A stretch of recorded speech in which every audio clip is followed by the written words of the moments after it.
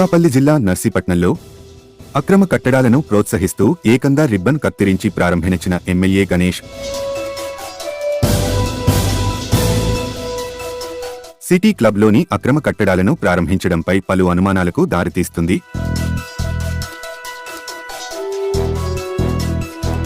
RTO కార్యాలయానికి, తహసీల్దార్ కార్యాలయానికి అతి సమీపంలో సిటీ క్లబ్ అక్రమ కట్టడాలు జరుగుతున్న చోద్యం చూస్తున్న అధికారులు సిటీ క్లబ్ అక్రమ కట్టడాలపై పలుమార్లు స్పందనలో ఫిర్యాదు చేసినప్పటికీ స్పందించని అధికారులు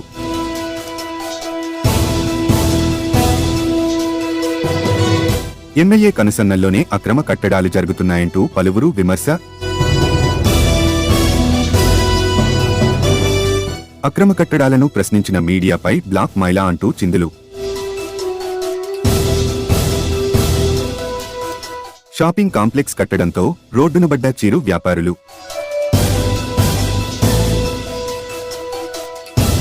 అనకాపల్లి జిల్లా నర్సీపట్నం మున్సిపాలిటీలో కోట్లు విలువ చేసే గ్రామ కంఠంలో ఉన్న సిటీ క్లబ్లో ఎటువంటి ప్లాన్ అప్రూవల్ కానీ, అనుమతులు లేని అక్రమ షాపింగ్ కాంప్లెక్స్ కు అండగా ఉండడానికి నేను సిద్ధం అంటున్న నర్సీపట్నం ఎమ్మెల్యే పెట్ల ఉమా శంకర్ గణేష్.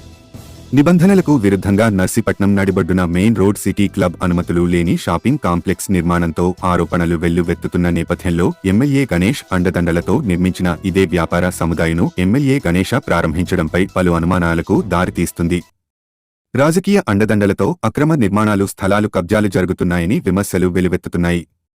రాబోయే ఎన్నికలలో గెలుపు కోసం ఓట్లు రాజకీయం మొదలుపెట్టిన ఎమ్మెల్యే ఎలాంటి అనుమతులు లేనప్పటికీ అక్రమంగా నిర్మించిన షాపింగ్ ప్రారంభించడం చాలా అన్యాయం అని పట్టణంలో ప్రముఖులు విస్తుపోతున్నారు. అధికారులకు స్పందనలో ఎన్నోసార్లు ఫిర్యాదు చేసినప్పటికీ అధికారుల నోరు ఎమ్మెల్యే గణేష్ నొక్కేస్తున్నట్లు తెలుస్తుంది. అక్రమ కట్టడాలపై ప్రశ్నిస్తున్న విలేకరుల సైతం చిన్నచూపు చూడడమే కాకుండా లెక్క చేయవలసిన అవసరం లేదంటూ ఎమ్మెల్యే క్లబ్బు సభ్యులకు భరోసా కల్పిస్తున్నట్టు స్పష్టంగా తెలుస్తుంది. ఎమ్మెల్యే వారి అనుచరులు చేస్తున్న అన్యాయాలు, అక్రమాలపై, సిటీ క్లబ్ నిర్మిస్తున్న అక్రమ కట్టడాలపై ఉత్తరాంధ్ర చెరువుల పరిరక్షణ సమితి అధ్యక్షుడు పులిగా రామ్మోహన్ మురళి పలుమార్లు స్పందనలో ఫిర్యాదు చేసినప్పటికీ అధికారులు ఎటువంటి చర్యలు తీసుకోకపోవడం గమనార్హం. 100 ఏళ్ల చరిత్ర ఇదేం దోపిడీ, అక్రమ కట్టడాలు అయితే అధికారులు తెలుస్తారు అంటూ మాట దాటేస్తున్న ఎమ్మెల్యే గణేష్ అధికారులు వీళ్ల జోలికి పోకుండా నిర్వాహకులు బేరాలు కుదిరాయంటూ ఆరోపణలు. దీనిపై వెంటనే అధికారులు స్పందించి అక్రమ కట్టడాలపై విచారణ జరిపించాలని పలువురు డిమాండ్ చేస్తున్నారు.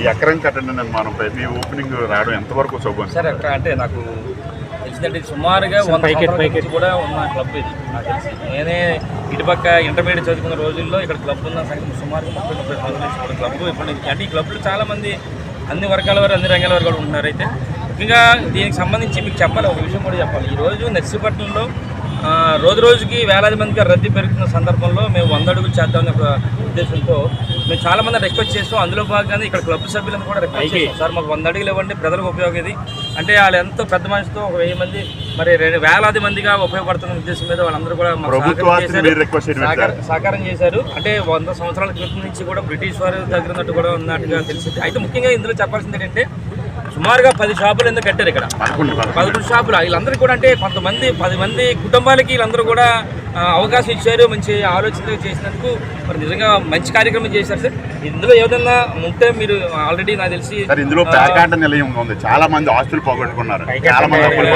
ఇది చిన్నపిల్లల ఆట స్థలంగా ఈ క్లబ్ ఉండేది, దాన్ని మీరు ఎలా మాట్లాడతారు? మీరు 12 సంవత్సరాలు కాలేజీకి వెళ్ళే టైం నుంచి కూడా మీరు ఇలాగే చూస్తున్నారు. గతంలో కూడా ఇక్కడ చాలా మంది మహిళలు ధర్నా కూడా చేసిన దాఖలు కూడా ఉన్నాయి. ఎట్లా భావిస్తారు? అవన్నీ మా దృష్టిలో లేవు. మరి ఇదన్నీ గేమ్స్ అయ్యి అంటారు కదా, నాకు తెలిసి ఇక్కడ చాలాసేపు సాంస్కృతిక కార్యక్రమాలకి 2-3 కార్యక్రమాలు కూడా నేను ఇచ్చాను. మీరు అన్నాక అది నా మా దృష్టిలో లేవు. అవి లాన్ ఏం జరుగుతుందో పక్కన పెడితే ఈ పునాదుల దగ్గర నుంచి కూడా ప్లాన్ అప్రూవల్ లేకుండా కడుతున్నారు సార్, మున్సిపల్ అప్రూవల్ తీసుకోకుండా. సార్ ఒకటి మీరు కూడా మంచి ఆలోచన చేయాలి సార్. ఒకవేళ ఏదైనా అలాంటివి ఉంటే ఆఫీసుల పని వాళ్ళు చేస్తారు. ముఖ్యంగా మీరు ఆలోచన చేస్తే ఒక 10 మంది కుటుంబాలకి వీళ్ళు మంచి అవకాశం ఇచ్చారనేది మీరు ఒకసారి మీరు దాన్ని కూడా పరిగణలోకి తీసుకోండి, పాజిటివ్గా తీసుకోండి సార్. 2003 అద్దె నిర్ణయించారు, 15,000 20,000 అద్దె, ఒక షాపు 3 లక్షల అడ్వాన్స్. ఒక షాప్ ఉన్నదంటే వాడికి 10 మంది ఫ్యామిలీ మెంబర్స్ బతుకుతారు అనేది మీరు ఒక పాజిటివ్గా ఒక మంచి కోణంలో ఆలోచించాలని మాకు చేస్తాం. Thank you sir. ఇంత ముందు పెట్టుకున్న వాళ్ళకి ఫ్రీగా ఇవ్వచ్చు కదా మీరు అక్కడే, అది మరి అది బిల్డింగ్ లేకుండా. కొంతమందికి నాకు తెలిసి ఇచ్చారు, కొంతమంది ఇక్కడ అయితే ఎవరైతే ఉన్నారో వాళ్ళకే ఇవ్వచ్చు కదండి. సుమారుగా ఇచ్చారని చెప్పి తెలుసు. ఇక్కడే వాళ్ళు కేటాయించుకుంటా బయట నుంచి ఎవరైతే అమౌంట్ ఇస్తారో వాళ్ళకి కేటాయిస్తున్నారని ఆరోపణ అయితే నాకు తెలిసి ఇక్కడ కొంతమందికి 5-6 ఎంతమంది ఎవరైతే ఇక్కడ ఉన్నారో వాళ్ళకి ఇచ్చారని సంగతి జస్ట్ ఇప్పుడే నాకు తెలిసి. వాళ్ళకు కూడా 20,000 అద్దెకి ఇచ్చారు సార్. ఈ ఫుట్పాత్ మీద నాకు తెలిసి చాలా మంది ఉన్నారు, వాళ్ళందరినీ కూడా తెలుసు. మన ఆర్టీఓ ఆఫీస్ దగ్గర పెట్టుకున్నారు సార్. అవన్నీ కూడా ఫస్ట్ ప్రయారిటీ ఇవ్వాలి. వాళ్ళకి మేమే షిఫ్ట్ చేస్తాం, ఎందుకంటే ఫుట్పాత్ మీద ఉన్న ప్రతి ఒక్కరు కూడా న్యాయం చేయాలి. ఎవరన్నా ఇంకా మిగిలిపోయినా సరే వేరే దగ్గర ప్రయత్నం అలాగే సార్, ప్రభుత్వ ఆస్తులు కాపాడవలసిన మీరే పాలకులు అయ్యుండి ఇలాంటి పనికి చేయడం వల్ల ఇటు మీకు ప్రజలకు ఏ సంకేతం ఇస్తున్నారు మీరు? సార్ ఇది ఏంటనేది మీరు ఆల్రెడీ చాలామంది కొంతమంది ఒకరిద్దరు స్పందనలు పెట్టారన్నారు, అది మాకు తెలీదు, మేము ఎక్కడ సోషల్ మీడియా చూసాం. ఒకవేళ అలాంటిది ఏమైనా ఉంటే వెరిఫై చేస్తారు, గవర్నమెంట్ అధికారులు ఉన్నారు కదా, అధికారుల ద్వారా జరుగుతుంది. మాకు మంచి ఒక కార్యక్రమం చేస్తున్నాం కనుక ఒక మంచి వేలాది మందికి ఉపయోగపడే ఈ రోడ్డు వైండింగ్ సంబంధించి సహకారం చేశారు. ముందుగా ఒక 10 మందికి 11 మందికి ఉపాధి కల్పించారని చేసుకుని వేలాది మందికి రోడ్డు వైడనింగ్ అనేది మంచి ఉపయోగం, దాంట్లో సహకారం కూడా చేశారు వీళ్ళందరూ పెద్దలు. ఈ డిపాజిట్ అమౌంట్ కూడా ఇది రిజిస్టర్డ్ కానీ సొసైటీ సార్, మీకు అసలు తెలుసో తెలీదో? మీరు 12 సంవత్సరాల క్రితం స్టూడెంట్ గా ఉన్నప్పుడు జరుగుతుంది లోపల మీరు అడిగారు కనుక ఇప్పుడు మీరు అడిగారు ఉన్నారు సార్, మీరు అన్నారు సార్. సార్ మీరు అడిగారు కనుక చెప్తాను, ఇది 100 సంవత్సరాల బ్రిటిష్ వారి చరిత్ర దగ్గర నుంచి ఉన్నది అనేది మాకు తెలుసు, మాకు ఐడియా ఉంది.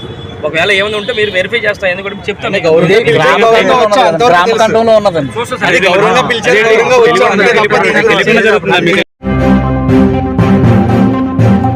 మరిన్ని తాజా వార్తలకు చూస్తూనే ఉండండి మైత్రి న్యూస్. ప్రతి క్షణం ప్రజల కోసం. Please subscribe.